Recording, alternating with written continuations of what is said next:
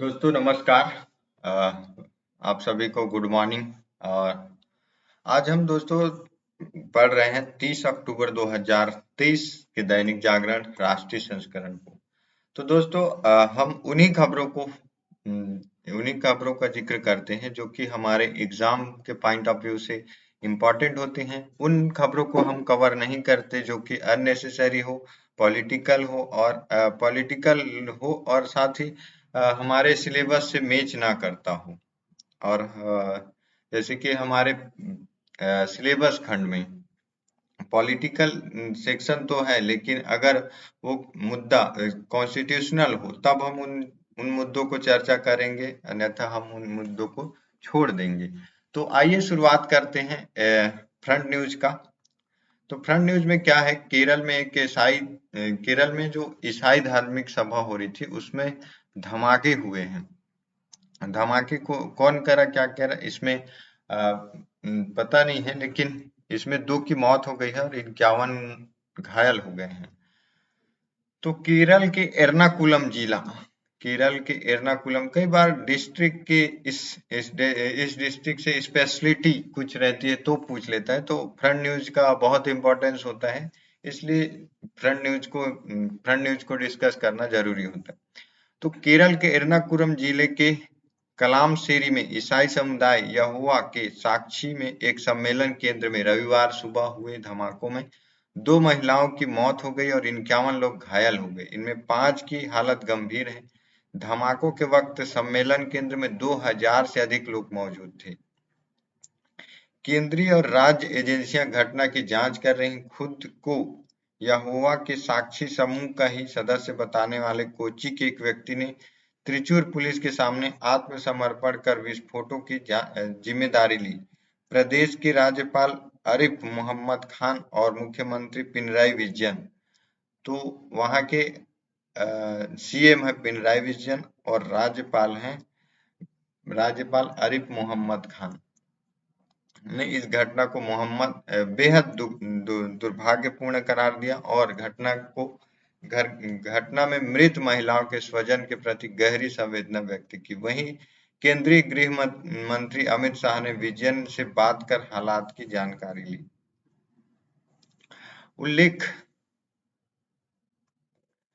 उल्लेखनीय है, हमास के पूर्व प्रमुख खालिद मसल ने शनिवार को केरल में फलस्तीन समर्थक एक रैली को कतर से वर्चुअल संबोधित किया था। क्या हुआ कि हमास का एक सर्व प्रमुख, हमास को दुनिया भर देशों के द्वारा कई देशों के द्वारा जो है हमास को आतंकी संगठन किया गया है, फिर भी आतंकी प्रमुख जो है, जो हमास का प्रमुख है खालिद मसाल ने शनिवार को केरल में फलस्तीन समर्थकों का एक रैली कतर से वर्चुअल संबोधित किया था, जिसमें उसने बुलडोजर हिंदुत्व और यहूदीवाद को उखाड़ फेंकने का नारा दिया था। राज्य के डीजीपी शेख दरवेश साहब ने बताया था कि धमाके रविवार को सुबह 9:40 बजे कलाम मसेरी में जमराह इंटरनेशनल कन्वेंशन सेंटर में हुए। प्रारंभिक जांच के अनुसार विस्फोट आईईडी के कारण हुआ था। इस कन्वेंशन सेंटर में यहोवा के साक्षी के अनुयायी अपनी 3 दिवसीय प्रार्थना सभा के समापन के दिन एकत्र हुए थे। यहोवा के साक्षी एक ईसाई धार्मिक समूह है जिसकी उत्पत्ति 9वीं शताब्दी में अमेरिका में हुई थी। पुलिस सूत्रों ने बताया कि कन्वेंशन सेंटरों में 3 विस्फोट हुए। इनमें से 2 धमाके तेज और एक कम तीव्रता का था। प्रत्यक्षदर्शियों ने बताया कि पहला धमाका प्रार्थना के दौरान हुआ। उसके बाद उन्होंने 2 धमाकों की आवाज सुनी। यह पूछे जाने पर कि क्या विस्फोट के लिए टिफिन बॉक्स का इस्तेमाल किया गया, पुलिस सूत्रों ने कहा कि अभी इसकी पुष्टि नहीं की जा सकती, क्योंकि राज्य के अंतर्विरोधी दस्ते और एनआईए समेत कई एजेंसियां इसकी जांच कर रही हैं। डीजीपी ने कहा कि जांच के बाद इस बात की पुष्टि की जा सकती है कि यह आतंकी वारदात है या नहीं। उन्होंने लोगों से शांति बनाए रखने और इंटरनेट मीडिया पर उकसावे व घृणापूर्ण संदेश से बचने को कहा। इधर गृह मंत्री अमित शाह के निर्देश पर नेशनल सिक्योरिटी गार्ड का 8 सदस्यीय बम निरोधक दस्ता और राष्ट्रीय जांच एजेंसी एनआईए की टीम को राज्य सरकार की मदद के लिए केरल भेजा। प्रदेश की स्वास्थ्य मंत्री वीणा जॉर्ज ने बताया कि 30 घायलों को राज्य के विभिन्न अस्पतालों में भर्ती कराया गया। त्रिचूर और कोट्टम मेडिकल कॉलेजों में प्लास्टिक और जनरल सर्जनों की टीमें क्लासमेरी मेडिकल पहुंची। सीएम बोले गंभीरता से ले रही सरकार धमाकों की। तो यहाँ है कि किसी भी यहाँ एक जीएस पेपर 1 एंड 2 कि भाई कम्युनल जो विद्रोह दंगे होते हैं, कहीं ना कहीं इसको कम्युनल दंगे माने जा सकते हैं, क्योंकि हमास के प्रमुख जो केरल में उनको लीड किया था, उनको वर्चुअल संबोधित किया था कि जो हिंदुत्व है, हिंदुत्व के बुलडोजर हिंदुत्व और साथ ही यहूदियों को उखाड़ फेंकने की बात, तो कहीं ना कहीं इस कम्युनल जो भाषण है, स्पीच है, उनसे जो कम्युनल जो दंगे होते हैं उसी का नतीजा होता है। तो हमें जो सीखने की बात है, किसी भी ऐसे स्पीच या किसी भी ऐसे जो सम्मेलन होते हैं, समिट होते हैं, ऐसे में इंक्लूड नहीं होना चाहिए। हमारी ब्रेन वॉश नहीं होनी चाहिए। हम जो एज ए सिविल सर्वेंट होते हैं उनको अवेयर कराने की जरूरत है कि ऐसे कम्युनल दंगे न क्लैश ना हो, और ताकि समाज भारत की एकता अखंडता खंडित ना हो, बनी रहे। और जो भारत का मोटो है, संविधान का मोटो है, सभी धर्मों का सम्मान करना और साथ ही साथ सभी धर्मों को पर्याप्त छूट देना अपनी धार्मिक स्वतंत्रता, धार्मिक प्रचार के लिए। तो ऐसे कार्यक्रम से बचा जाने के लिए एक सोसाइटी में अवेयरनेस प्रोग्राम्स की जरूरत है।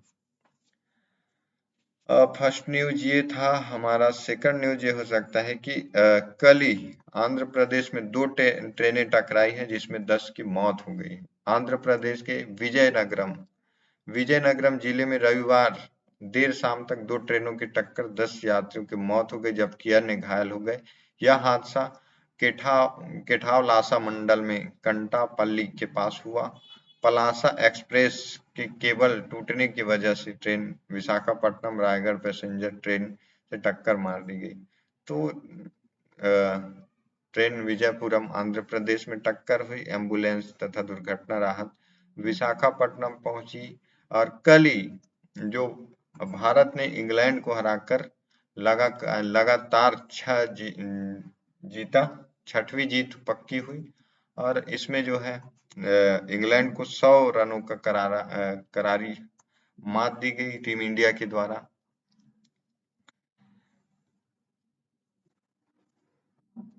अब हमारा जो टॉप न्यूज है, हाँ, हमारा देश आत्मनिर्भर जो ये जो आत्मनिर्भर का कॉन्सेप्ट है, अगर इस हमारे मॉडर्न हिस्ट्री से लिंकेज करें, जो नेशनल मूवमेंट जब चल रहे थे, अंग्रेजों के खिलाफ स्वदेशी अभियान चलाया गया था, जिसमें कहा गया था कि विदेशों से आने वाले प्रोडक्टों का बहिष्कार किया जाए और स्वदेशी निर्मित सारी चीज, चाहे वे विद्यालय हो, पंचायतें हो या फिर किसी कार्यालय हो, सभी चीज का बहिष्कार किया गया। कपड़ों का बहिष्कार किया गया। तो विदेशी सामानों की होली जलाई गई थी स्वदेशी, जब 1905 में बंगाल विभाजन हुआ था। उसी के तर्ज पर कहीं ना कहीं आत्मनिर्भर जब भारत बनेंगे तो इसमें बहुत सारे प्रोडक्ट जो हमारे इंडिया में बनते हैं, हमारे भारत में जो बनते हैं, उसके लोकल जो सप्लायर्स होते हैं उनको प्रमोट मिलेगा।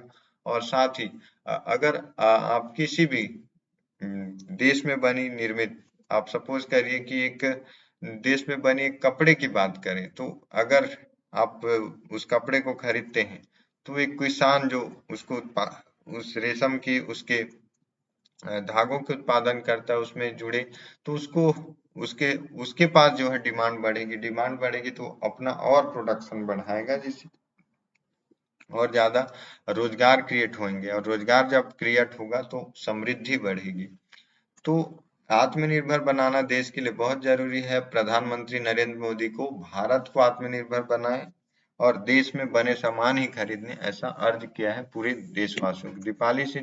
दीपावली से ठीक पहले नरेंद्र मोदी ने देशवासियों को फिर से वोकल फॉर लोकल, एक बेस्ट मोटो है उनका, वोकल फॉर लोकल का मंत्र देते हुए आत्मनिर्भर बनाने को अपील की। उन्होंने देश में बने सामान खरीदने की सलाह दी और कहा वैसे भी देश में आज जीवन की जरूरत से जुड़ी सारी चीजें उपलब्ध हैं। ऐसे में वोकल फॉर लोकल की मुहिम को सिर्फ दिया खरीदने या छोटे दुकानों और रेहड़ी पटरी से सामान लेने तक सीमित न रखें, बल्कि इससे आगे भी बढ़ाएं। देश मौजूदा समय में दुनिया का बड़ा उत्पादक केंद्र बन रहा है।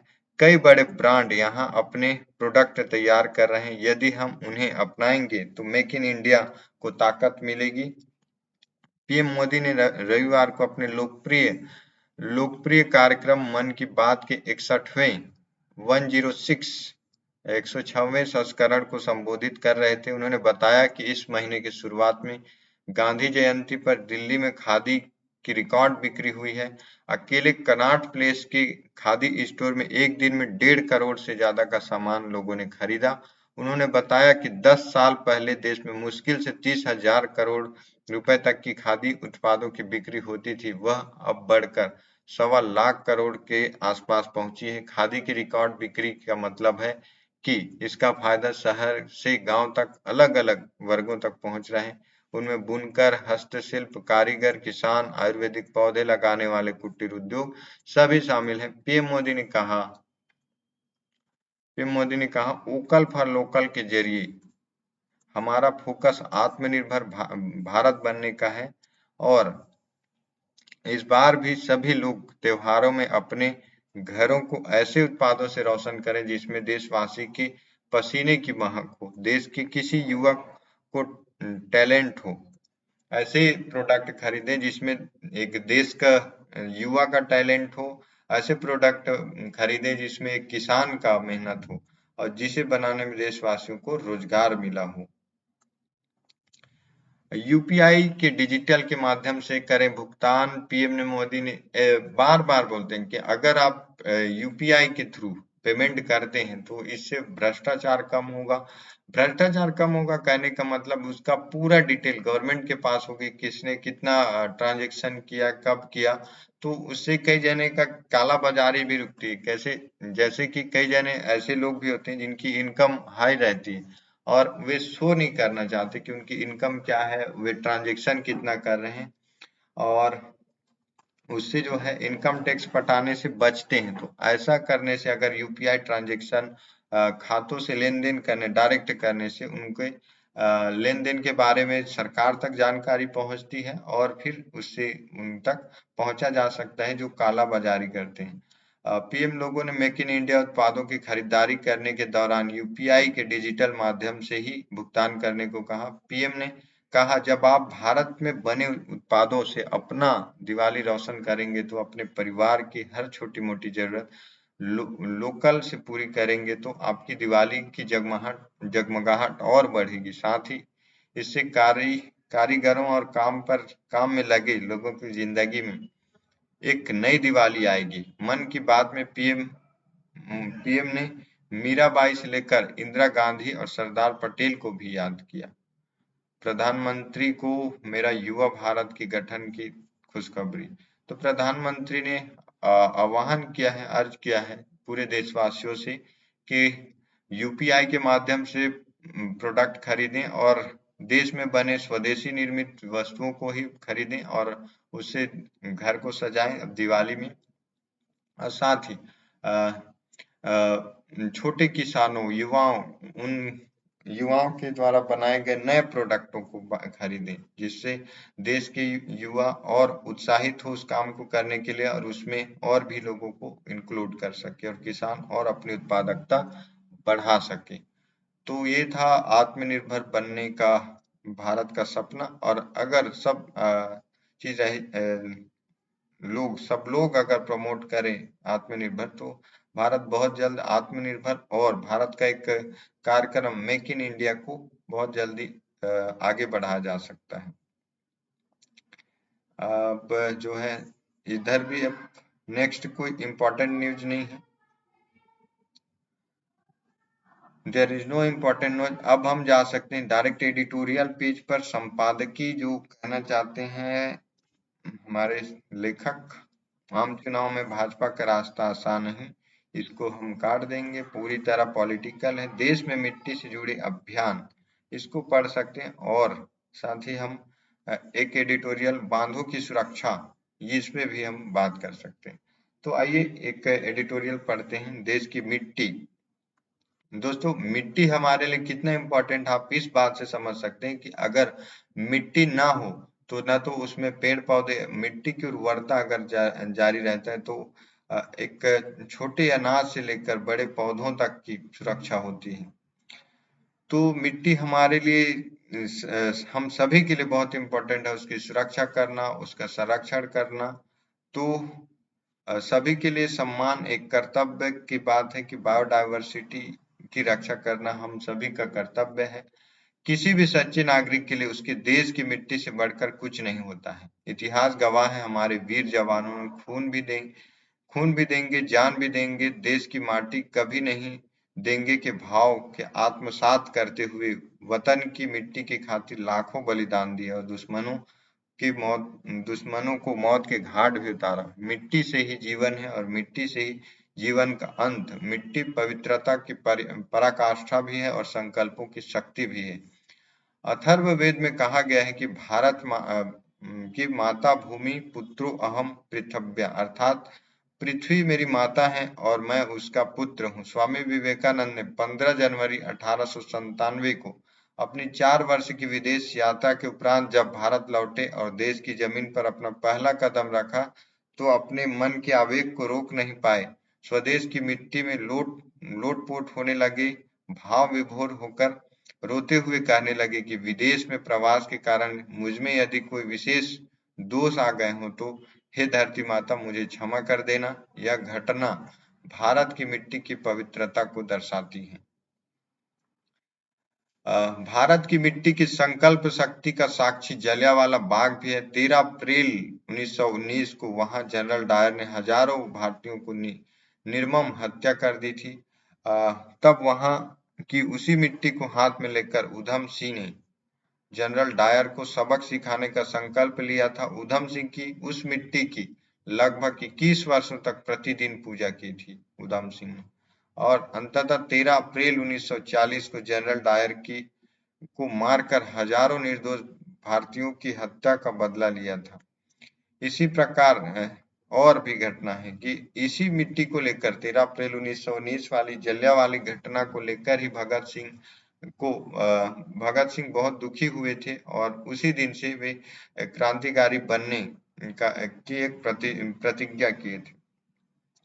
हल्दी घाटी के हल्दिया रंग की मिट्टी शौर्य, साहस, संघर्ष, प्रेरणा और विजय के प्रतीक है। लोग आज भी इस मिट्टी को अपने माथे पर लगाकर स्वयं को गौरवान्वित महसूस करते हैं। खमनोर की रक्त तलाई में महाराणा प्रताप और अकबर की सेना में निर्णायक युद्ध हुआ। तब हजारों सैनिकों का खून बहने से यहाँ की मिट्टी का रंग लाल हो गया था। रक्त तलाई की मिट्टी को देखकर आज भी देशवासियों के मन में इसके प्रति श्रद्धा, विश्वास और राष्ट्रभक्ति की भाव जीवंत हो जाते हैं। प्रधानमंत्री नरेंद्र मोदी का मानना है कि भारत के ऐसे सभी ऐतिहासिक स्थलों सहित हर घर की पवित्र मिट्टी का पूजन कर आजादी के अमृत महोत्सव का समापन कार्यक्रम मेरी माटी मेरा देश के रूप में मनाया जाए। बीते माह 1 सितंबर के इस अभियान की शुरुआत हुई। भारत के प्रत्येक गांव के लगभग 30 करोड़ परिवारों में अमृत कलश की मिट्टी या चावल का संग्रह किया गया। अमृत कलश में मिट्टी या चावल एकत्र करने के दौरान समूह के साथ ढोलक, नगाड़ा, अन्य वाद्य यंत्र बजाते हुए लोग शामिल हुए। मिट्टी और चावल संग्रह के समय अमृत काल के पंच प्राण की प्रतिज्ञा भी ली गई। इन अमृत कलशों को दिल्ली भेजने से पहले हर राज्य की राजधानी में मुख्यमंत्री, उप मुख्यमंत्री, नेता प्रतिपक्ष, सांसदों की उपस्थिति में भव्य सांस्कृतिक कार्यक्रम आयोजित किए गए। तत्पश्चात नई दिल्ली में राष्ट्रीय स्तर के आयोजन के लिए देश भर में इन अमृत कलशों को लाने वाले स्वयं सेवकों ने विशेष ट्रेनों की व्यवस्था हुई थी। साथ ही भागीदारी को बढ़ावा देने के लिए इन ट्रेनों का देश के मुख्य रेलवे स्टेशनों पर स्थानीय रीति रिवाज से स्वागत हुआ। इन अमृत कलशों की ऐतिहासिक मिट्टी का उपयोग हमारे महान बलिदानियों के सम्मान में नेशनल वॉर मेमोरियल के पास अमृत वाटिका बनाने में दिया जाएगा। मेरी माटी मेरा देश अभियान का समापन 31 अक्टूबर को प्रधानमंत्री मोदी की उपस्थिति में 7,297 ब्लॉकों और 500 से अधिक नगर पालिकाओं और नगर निगमों का प्रतिनिधित्व करने वाले लगभग 75,000 लोगों के साथ संपन्न होगा। यानी कि कल आजादी अमृत महोत्सव के दौरान विगत वर्ष देश में जिस प्रकार के हर घर तिरंगा अभियान की सफलता देखा वह निश्चित ही अभूतपूर्व था। इतना ही नहीं, दुनिया के किसी भी कोने में रहने वाले भारतीयों ने अपने परिवार के साथ विदेशी धरती पर भी तिरंगा झंडा फहराया था। यह दृश्य मन को खुशी, उल्लास और गर्व से भर देने वाला था। कह सकते हैं कि आजादी के बाद यह पहला ऐसा ऐतिहासिक स्वतंत्रता दिवस था जिसमें सारा देश शामिल हुआ था। देश के असंख्य शिक्षण संस्थानों, ग्राम पंचायतों, नगर पालिकाओं, नगर निगमों, विभिन्न विभागों, कंपनियों, सामाजिक संगठनों, राजनीतिक पार्टियों और देश एवं केंद्र एवं राज्य सरकारों ने जिस प्रकार से आजादी के अमृत महोत्सव के अभियान के रूप में लेकर सफल बनाया है, उससे विश्व ने भारत की सामर्थ्य, शक्ति, एकता और एकजुटता को देखा है। इसलिए यह समय 142 करोड़ भारतीयों का अभिनंदन भी करती है। प्रधानमंत्री नरेंद्र मोदी के भाषणों में एक संकल्प अक्सर सुना है, सौगंध मुझे मिट्टी की, मैं देश नहीं मिटने दूंगा, मैं देश नहीं झुकने दूंगा, मेरा वचन है भारत माँ को, मैं शीश नहीं झुकने दूंगा। उसी संकल्प की शक्ति की आज दुनिया में भारत की जय जयकार हो रही है। अब विकसित भारत के लिए करोड़ों भारतीयों को मिलकर प्रधानमंत्री मोदी के इस मंत्र का चरितार्थ करने का समय है, जिसमें उन्होंने कहा है कि यही समय है। हाल में G20 शिखर सम्मेलन में दुनिया ने भारत की उभरती शक्ति को देखा, जिससे हर भारतवासी का आत्मविश्वास बढ़ा है। विकसित भारत के सपने को साकार करने में मेरी माटी मेरा देश अभियान से निर्मित होने वाला अमृत वाटिका आने वाले 25 वर्षों में यानी अमृत काल के पंच प्राणों की मूर्ति तो करेगा ही, हमारे बलिदानियों के अपने सपनों को साकार करने के लिए युवा की पीढ़ी को भी प्रेरित करेगा। केंद्रीय संस्कृति व पर्यटन पूर्वोत्तर क्षेत्र विकास मंत्री के द्वारा तो ये जो कार्यक्रम है मेरा माटी मेरा देश, ये जो स्कीम एक प्रोग्राम्स है, इसके तहत जो है न केवल बलिदानियों शहीदियों जो हमारे शहीद हुए हैं देश प्रेमी जो हमारे नेशनल फाइटर जो थे, तो उनके सम्मान की रक्षा की जाएगी, उनके सम्मान को बढ़ावा दिया जाएगा। साथ ही साथ इससे यह भी समझ में आएगा कि पर्यावरण के लिहाज से हमारे देश की मिट्टी अब कहाँ पर कितना सुधार की जरूरत है, ये सब भी एनालाइज कर सकते हैं। साथ ही काफी कुछ समझने को मिल सकता है। तो ये था देश की मिट्टी के बारे में हमारे मेरी माटी मेरा देश प्रोग्राम्स के बारे में। इस प्रोग्राम से मल्टी डायमेंशनल जो हमारे थॉट है वो देश के बारे में समझने, देश की मिट्टी, देश के बायोडायवर्सिटी की रक्षा के बारे में सोचा जा सकता है, समझा जा सकता है। अब नेक्स्ट जो है बांध डैम। दोस्तों डैम जो हमारे लिए इतना इम्पोर्टेंट है, समझिए कि आपातकाल में जैसे भारत में वर्षा केवल मानसून के टाइम में होती है और आजकल अमूमन वर्षा होते रहती है, लेकिन जब बारिश का समय चला जाता है और गर्मी का समय आता है और किसानों को आपातकालीन पर जैसे रबी की फसल के लिए पानी की जरूरत पड़ती है या फिर और भी बिजली की जरूरत पड़ती है, तो बांधों की विशेष इम्पोर्टेंस समझ आता है। तो उसी के बारे में पिछले दिनों जो है सिक्किम में तीस्ता 3 बांध के टूटने के बाद देश में बांधों की सुरक्षा का मुद्दा फिर चर्चा में है। भारत में लगभग 5,000 बांध हैं। ये देश के जल संसाधन के प्रबंधन, सिंचाई, बिजली उत्पादन और बाढ़ नियंत्रण में महत्वपूर्ण भूमिका निभाते हैं।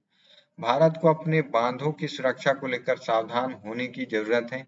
देश में कई बांध पुराने हो चुके हैं और उसका रखरखाव भी ठीक नहीं हुआ है। इसके अलावा बाढ़ और भूकंप जैसी प्राकृतिक आपदाएं बढ़ने और गाद और मलबे की जमा होने के कारण बांधों के टूटने का भी खतरा बढ़ता जा रहा है। स्वाभाविक सी बात है कि काफी समय हो गया है कई बांधों को बने, तो उनमें सुधार की जरूरत है। बांधों के टूटने से भारी तबाही हो सकती है। बिल्कुल स्वाभाविक सी बात है कि काफी बांधों में काफी एरिया से पानी भरा हुआ रहता है, तो अगर वो टूट जाएगा तो काफी ज्यादा जान माल की हानि हो सकती है। देश में बांधों की सुरक्षा के लिए बांध सुरक्षा अधिनियम 2021 बना है। बांधों पर लगातार निगरानी रखने और उनके रखरखाव को मजबूत रखने के लिए ही इसको बनाया गया है। इसके अंतर्गत बांध सुरक्षा पर राष्ट्रीय समिति और राष्ट्रीय बांध सुरक्षा प्राधिकरण की स्थापना को अनिवार्य बनाया गया है। यह बांध नियंत्रकों को समर्पित बांध सुरक्षा इकाइयां स्थापित करके आपातकालीन कार्य योजना तैयार करने और नियमित अंतराल पर सुरक्षा मूल्यांकन करने का भी निर्देश है। बांध सुरक्षा से संबंधित अपराधों को निर्धारित करता है। यह अधिनियम राज्य स्तर पर बांध सुरक्षा समिति और राज्य बांध सुरक्षा संगठन के गठन का भी आदेश देता है। लेकिन इसमें कुछ चुनौतियां भी हैं। अधिनियम के कुछ प्रावधानों और प्रभावी रूप से क्रियान्वयन नहीं हो रहा है। जैसे कई राज्यों में अभी तक आपातकालीन कार्य योजना तैयार नहीं की है। बांधों के डिजाइन और निर्माण से लेकर प्रस्तावित समय पर डाटा की प्राप्ति और विश्लेषण करना तथा प्रभावी आपातकालीन योजनाएं बनाना जरूरी है। इसके लिए सभी बांधों का उनके जोखिम के आधार पर वर्गीकरण किया जाना चाहिए। जोखिमपूर्ण बांधों के लिए विशेष सुरक्षा उपाय किए जाने चाहिए। बांधों के निर्माण और रखरखाव के मानकों में सुधार किया जाना चाहिए। बांधों की सुरक्षा के लिए प्रशिक्षण और जागरूकता कार्यक्रम का आयोजन किया जाना चाहिए। बांधों की साइट का चयन करते समय उस क्षेत्र की भौगोलिक स्थिति, जलवायु, भूविज्ञान और पर्यावरणीय प्रभावों को ध्यान रखा जाना चाहिए। बांधों के डिजाइन में आधुनिक तकनीकों और सामग्रियों का उपयोग किया जाना चाहिए। बांधों के डिजाइन में बाढ़ और भूकंप जैसी प्राकृतिक आपदाओं के जोखिम का आकलन किया जाना चाहिए। बांधों की नियमित निगरानी और रखरखाव के लिए एक प्रभावी विकास प्रणाली विकसित की जानी चाहिए, ताकि किसी भी संभावित समस्या को जल्दी पता लगाया जा सके और उसे ठीक किया जा सके। तो जो बांध की सुरक्षा है, बांध का हमारे देश में लगभग जो है 5,000 से अधिक बांध हैं, छोटे बड़े, जिसमें कि जिसका जो है बहुउद्देशीय परियोजना मल्टीपर्पस उसका उपयोग किया जाता है। नहरों की सिंचाई के लिए, बिजली उत्पादन के लिए और पीने के लिए, तो काफी ज्यादा उसका मल्टीपर्पस यूज होता है। तो उसकी सुरक्षा देश के लिए काफी ज्यादा बहुत अहम हो जाता है उसकी सुरक्षा। तो उसको सुरक्षा के लिए एक स्पेशल टीम टास्क फोर्स के टाइप से होनी चाहिए और साथ ही टेक्नोलॉजी का उपयोग करके पता लगा कि कहाँ पर क्या कमजोरी है, क्या कमी है, उस पर पता लगा टेक्नोलॉजी। साथ ही एक्सपर्टीज हो गया, एक्सपर्टीज की समिति स्टेट और राज्य का संबंध इसको लेकर बाकायदा बनी रहे, ये सब सुरक्षा कदम रखे जा सकते हैं। तो ये था हमारे कुछ इम्पोर्टेंट मुद्दे। और फिर अगर हम खेल पृष्ठ पर देखें तो भारत ने 100 रन से इंग्लैंड को हराया, ये मुद्दा था। और हाँ, ये हो सकता है कि वैशाली ने पूर्व विश्व चैंपियन मारिया मुजिचुक को हराया। भारत की आसार भार की आर वैशाली ने फीडे महिला ग्रैंड स्विस शतरंज प्रतियोगिता में चौथे दौर में यूक्रेन के विश्व चैंपियन मारिया मुजिचुक को हराकर अपने अंकों की संख्या 3.5 पर पहुंच गई। यह प्रतियोगिता विश्व चैंपियनशिप चक्र का हिस्सा है। भारत की उदीयमान शतरंज खिलाड़ी के प्रज्ञानंद की बहन वैशाली जो प्रज्ञानंद अभी अभी जो चर्चा में थे शतरंज खिलाड़ी, उनकी बहन वैशाली ने हाल ही में समाप्त हुए कतर मास्टर्स में अपना तीसरा और अंतिम ग्रैंड मास्टर नाम हासिल किया। उसने साबित कर दिया कि वह किसी भी चुनौती के लिए तैयार है। तो वैशाली का नाम आप पॉइंट ध्यान में रख सकते हैं, क्योंकि कभी कभी एग्जाम में आ जाता है खबरों में रहने वाली वैशाली किस खेल से संबंधित है, क्रिकेट का, बैडमिंटन और ऐसे करके जो चेस, तो ये ऑप्शन आ सकता है वन लाइनर न्यूज के लिए। बाकी इधर कुछ इम्पोर्टेंस नहीं है, इसे हम स्किप करते हैं। तो चलिए आज के लिए इतना ही, मिलते हैं नेक्स्ट न्यूज में नेक्स्ट वीडियो के साथ। तब तक के लिए आप पढ़िए और कमेंट करिएगा कैसा लगा या वीडियो, क्या कमी रही, क्या सुधार की।